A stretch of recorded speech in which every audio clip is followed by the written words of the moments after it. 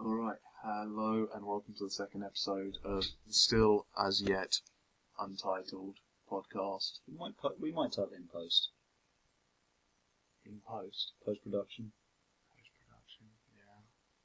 That kind of works. I sort of want something that combines the fact that we're going to drink every time we do it. No, that wasn't the name suggestion. Oh, I thought you were trying to make some clever video. No, I'm saying we will call it something after we've finished recording it. That's a smart plan as well. At the very least, I can always just put like a title card on it. We then still have an odd discussion about the fact that there's no title, but... So I'm Hayden Palmer. Despite being less experienced, I'm apparently more on-focused and on task. I would point out No, wait. I have done some podcasts without drinking. The majority of them have involved drinking. But I'm Callum Tyndall. If you're watching this through geek-pride, then you'll possibly know me as an editor and writer. Otherwise, you'll have no clue who I am. Or you very specifically track down what I post online. In which case, I'm flattered, frankly. Yeah. In this episode... We're doing Saga. We're doing it. Please stop talking. It's Saga. Let me bring the viewers into our world. My viewers, I mean listeners. I love Saga. I haven't done video. I will sort out video at some point. It's just right now that was just too off-putting looking at it, asking me questions about how I want video to occur. Yes, we're doing another Image comic this time, Saga, which is... We're so indie. We're so indie, aren't we? I mean, if you're listening to this and you know comics, and I don't know, you're vaguely aware of what happens in comics, then you'll have probably heard of Saga, because it's basically the biggest thing, or one of the biggest things to happen in the non-Big Two universe in... when was it printed? I think it was last year.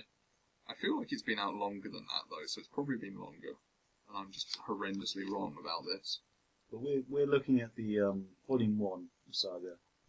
This is the 4th printing. Still Volume 1. Yeah. This was printed in April of 2014. Though I would guess that there's a good... I'm going to go ahead and say that Saga came out sometime last year. Saga's great. Bold assertion. To pay credit, as we must always do, even if we then end up mocking the job of letterer. Letterer's great job. Which we do. I'm going to apologise for... I don't apologise. I stand by letterers. You are saints. I love you. Continue lettering. Don't ever let machines replace you. You do great work, but there is a good chance that at least a few times every time I bring up the job of letterer... Much like his hatred of Tim Drake, he will insult you letterers. Yeah, I don't hate Tim Drake. I just hate the role Tim Drake has played within the history of the Bat family. We'll deal with that when we do the Titans episode. The Tim Drake cast. Yes, so the writer is Brian K. Vaughan, who... Oh, he wrote Y, The Last Man. That's why I know his name. Which is another pretty big-ish indie comic. I should read that. I haven't actually read it. Or I might have read like an issue. But that's meant to be pretty good. Its artist is Fiona Staples, who does some rather wonderful, if slightly odd work. She's done a fantastic job on this. It's really weird art. It's like really good, but... Yeah, I'll agree with you. It's sort of slightly surreal.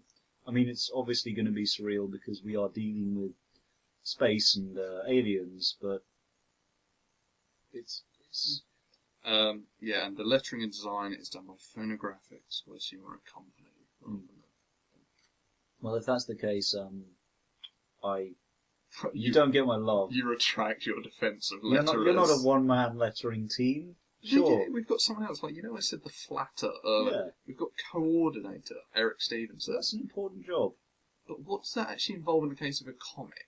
They coordinate the artist and the writer. I feel like you're pulling this out your arse. Maybe. So I feel like the writer and artist can probably handle that themselves. Well, maybe they can't. Maybe one of them spoke a different language. I don't think they do, but yeah, this is Saga. This is an amazing story. It's sort of Romeo and Juliet, at least in this issue, in space. Saga is the sweeping tale of one young family fighting to find their place in the universe. When two soldiers from opposite sides of a never-ending galactic war fall in love, they risk everything to bring fragile new life into a dangerous old world. Fantasy and science fiction are wed like never before in the first volume of this sexy, subversive ongoing epic. And the entire thing just starts with the mother giving birth. I can't remember her name off the top of my head, especially after this many beers, but Oh, it's not that many beers. But she's giving birth in basically a hyperspace mechanics workshop, and it gets raided because Alana's the name of the Alana, mother, just that goes was it. in. Alana and Marco. Yeah. And she and Marco have their child, and suddenly the forces of Alana's people, because essentially a lot of their universe is tied up into a two-sided war. I can't remember the names of either of them, I can't remember who the leaders are, but one side appears to be led by robot people, the other side hasn't had clear leadership yet, but they appear to be it's a sort of war between magic and technology, if you will. And Alana's people find them first, and they start by breaking into the workshop, demanding that they surrender and all that. And then Marco's people use some sort of bullshit magic to teleport in, speak something that looks vaguely Latin to Marco, and then a gunfight happens, and somehow Marco, Alana, and their newborn child, who later gets called Hazel. What is it? I'm trying to remind myself. It is Hazel. They survive, and it's a really good start. It's incredible. Like, if you listen to the Wicked and the Divine podcast, which essentially for the last 5 minutes became me Yelling. sucking the dick of Saga. Oh, Saga! You just yelled, Saga. It wasn't even like you were trying. Saga is fantastic. You didn't even make an argument as to what was The good writing about it. is amazing. The direction that they took is fantastic. The fact that the universe they managed to create is head and shoulders above most of the rest of the things I've read. Hell, this is above a lot of the Star Wars, the expanded universe, even though that's not canon anymore. It's just fantastic. And then the art style is also, as we said, abstract, but it's fantastic. And and the lettering, it's pretty good. Well done, Phonographics. You just keep up the good work, guys. We all want to. Yeah. I assume you've kept up the good work with Saga. I don't know how many volumes it's into now. It seems to be quite a few. It occasionally pops up in my emails. But yeah, I mean that was pretty comprehensive about how much we love Saga. This is a slightly redundant podcast to a degree in that This is just an ode to Saga. everyone already knows how good Everyone Saga loves is. it. I love it. I'm just... This isn't just getting in late on the game and going, Yeah. in case you missed it. Callum wanted to do the Saga podcast. I really wanted to do the Saga podcast because of the pile of comics that accrues in my pits. This is one of the top. It has floated to the top. I've read it 3 times in like a week since I found it. It's amazing. It really is. It's a weird thing to podcast about at this point because we are coming out. It has been out for a while. It's been out for a while. It's been out at least since April to last year. The reason I picked it up was because everyone was talking about it. It's I was old like, news. I need to read this, and then it just becomes that thing of, oh, I need to read this. I'll get to it eventually. Yeah. And then by the time I'm reading it, It's like me, and I should probably finish reading Flashpoint. I just watched the animated movie. That's a fair shout. It's just, I mean, I'm sure reading it's great, but Like, I'm not ashamed to, partway through this, just buy Saga. Do it. You will not regret it. That's volume 4, so 5? There's no problem. Okay, there isn't a 5, so It's either 4 4 volumes. is the end, or 5 is so far off that... So, you didn't realise what is happening now is that I'm doing in-podcast research, because we are Research! wholly unprepared. I think he's buying it, but I'm not buying it, it's volume 4, I haven't Go even and got the second one. I can't afford it. I will throw you the money. Well, if you're going to pay for it, then It's yeah. then mine, but I don't like that. No, I like the sound of it where you were just buying it for me. You can call it an engagement present. it's great. It's like it's several. It's had several accolades. It's been in top 10 for Times. It's can't read some of the stuff it's got on the back of it. The top. Okay, so the AV Club said that a writer and artist at the top of their game is creating the emotional epic that Hollywood wishes it could make. Warren Ellis, whose name sounds vaguely familiar, who's a graphic novelist. So I can tell you that. Yeah. Oh, he was involved in The Authority and And Transmetropolitan. Hellblazer. Hell, well, I mean, Transmetropolitan is something I need to get you on. I need to bring down the first volume of that because I've only got the second volume here. That's very, yeah. So that's a big guy to praise. He says, "A terrific book and another sign of the new resurgence at Image Comics. It's a wonderful thing to welcome Brian K. Vaughan back to the medium, and a wonderful thing to discover the art of the young Staples." And then IGN said something typically blasé, where they went, "If you love comics, you can't miss this book." They're not wrong. They're not wrong. It's just that It's really vague. I mean, like I'm they starting pop to say up yeah on again, every single They like reviewing. DC.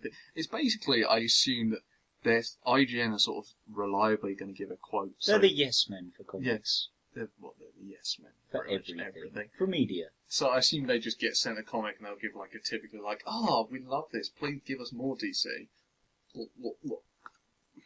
And then DC's like, okay, if you'll keep giving us quotes because you're big enough to carry a modicum of clout.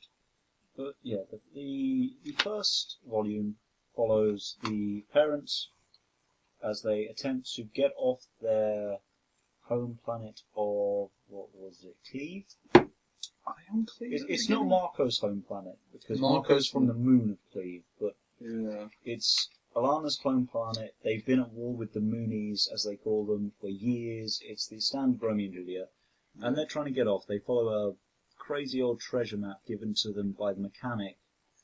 Yeah, and it's like a ghost. Yeah, they meet a ghost of one of the inhabitants of this Bounty planet. hunters. The bounty hunter side story is good, but I felt, honestly, slightly disjointed.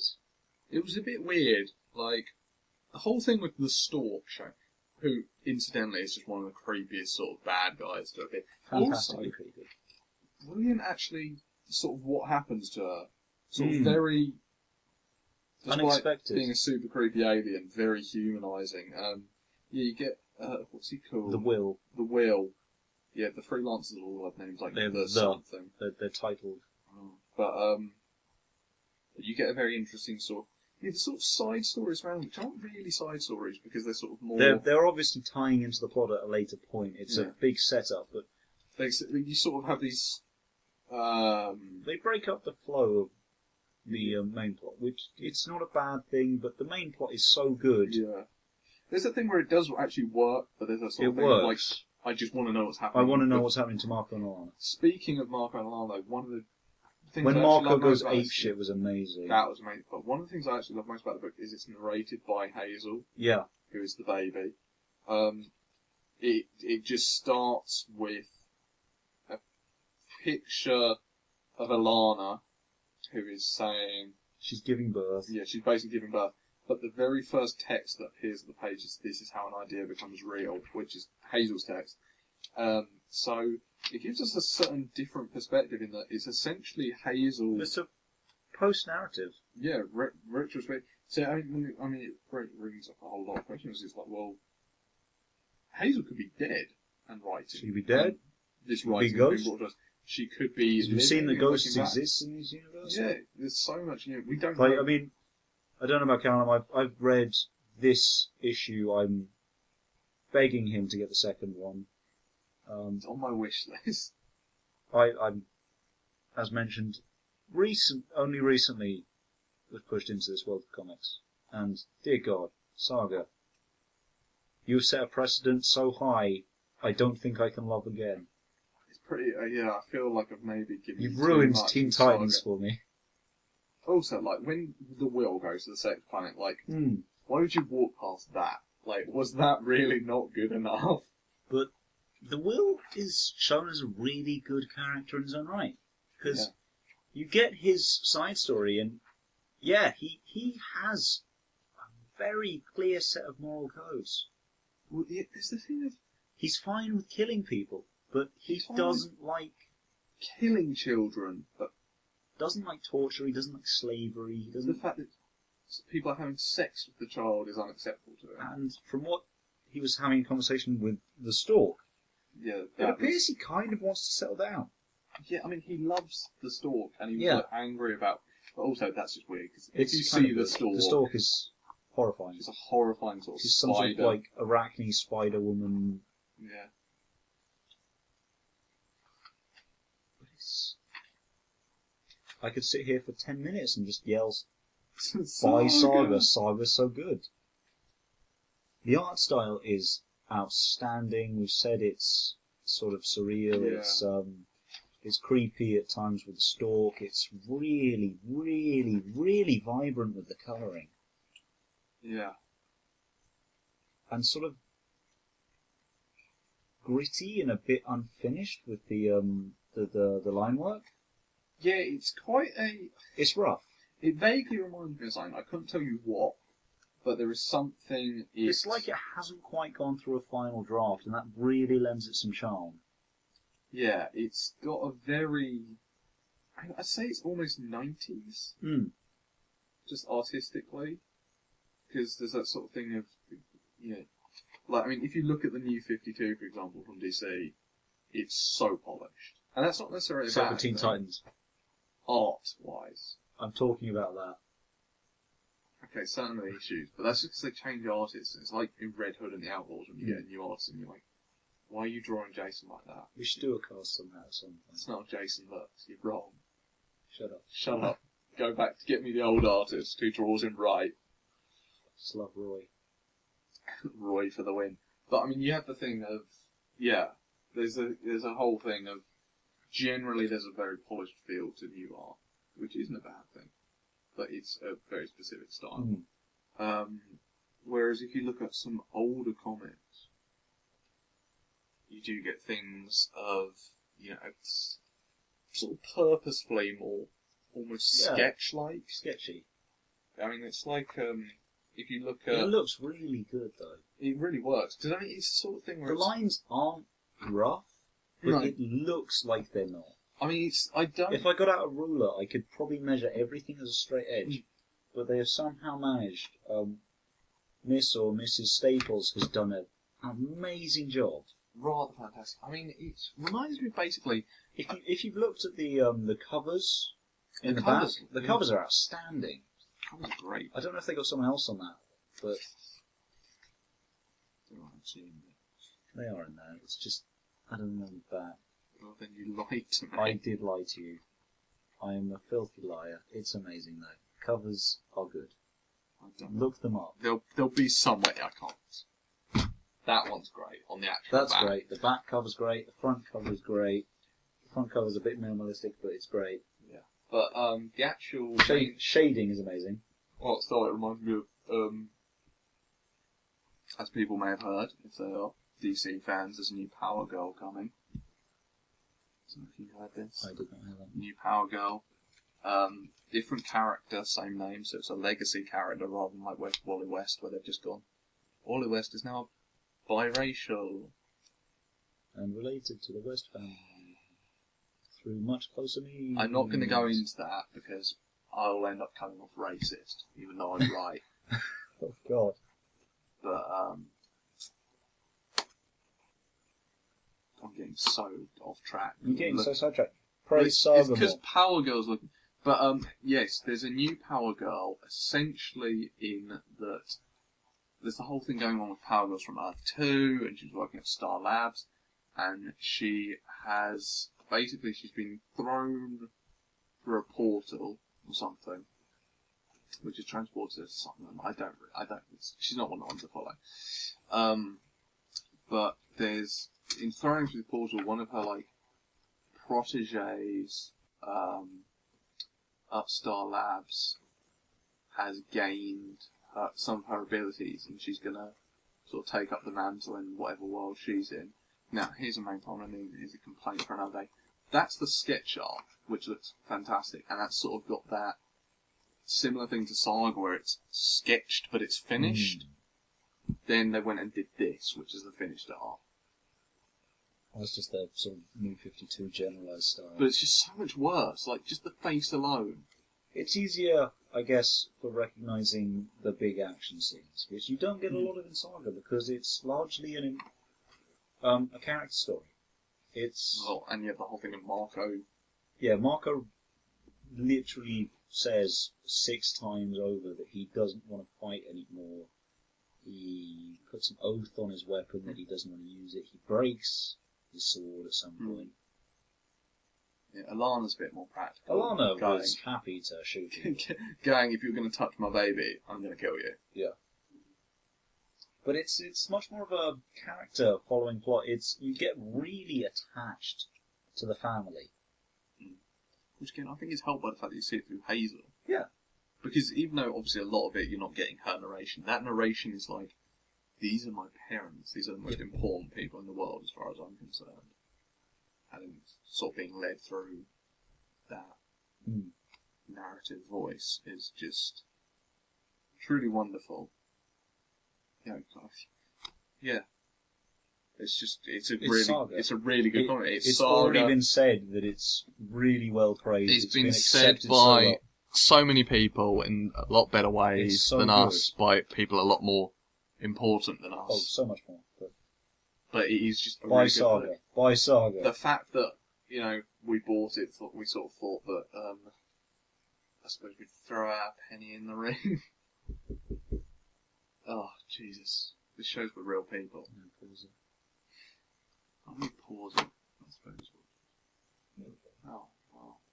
Good. Okay. You can edit this section. It's another track, but it is actually just one. Anyway, yes, so after a brief pause, we've been joined by the man bear pig of the house. Yep. It's, the wonderful Ian Sturgis. Ian Sturgis. I know nothing about comics. He hasn't even read this. It's not going to be contributing anything You should whatsoever. read this, but... Should I? Yeah, no, it's great. Don't think you'd appreciate it. His bearish ways. I'm not sure I'll read 50 Shades. But, yeah, Saga's great. By Saga. You should already know Saga's great, but we're reaffirming this. Saga is so fantastic, I've considered giving up on love and just marrying this series. I'm just going to buy volume 2, but whatever works I for will you. take it into my cave and keep it. Thanks for listening. As ever, like, subscribe and comment. And then buy Saga. And we'll hopefully see you. Well, I mean, not see you. You won't see us either. This is purely audio. And remember me, the star of the show. But yeah, another solid just image. Yeah. Just listen to us again, Do it. please. Image. Buy Saga. Bye.